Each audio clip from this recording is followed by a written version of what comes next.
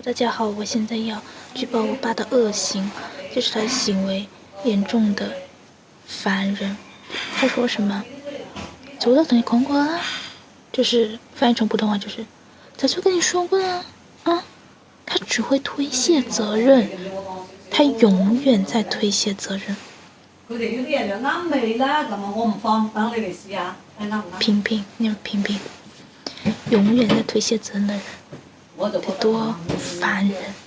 食得係呀，你未見過食多嘅人，啲咁多你講又講，費事同你講啦已經，係咪啊？我都唔講啦，咁你要我點啊？咁你即係講都唔俾人哋講下喎。咁你日日都講埋嗰啲嘢有咩意義啊？係咪？你講有意義嘅嘢啊嘛，嗰啲冇意義嘅已經，我係食嘅，你要我點講啊？我已經係就住出去㗎。琴日我2點鐘多啲出嚟嘅廳，成廳都係聞佢煙味。你中意點講點講咯，唔同你拗。總之我話俾你，我唔食得多嘅，你如果仲所講又講過，我唔同你講啦已經。咁你即係講你哋講下唔得啊？咁你日日講咩講咩啫？我覺得你食都唔少喎。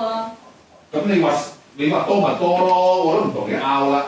咁我又冇講你任何嘢，你話買咪買，唔買咪唔買咯。我又冇講又冇發脾氣，我乜都冇。我都同你解，我已經翻到你唔買就得㗎啦，我唔會講，我同你講啦。你咪收聲啦，你咪飲人哋講咪得啦，你唔好出聲啦。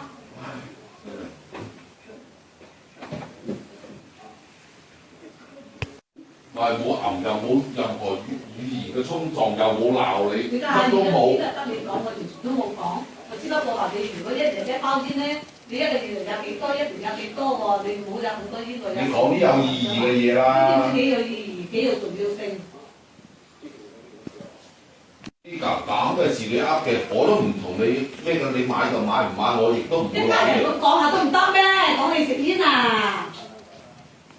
咁嗌你食少啲好正常啦，係嘛？一年食煙都食5、6千啦。講一講你唔俾人講，鬼咁大聲喺度，一陣我個主人婆。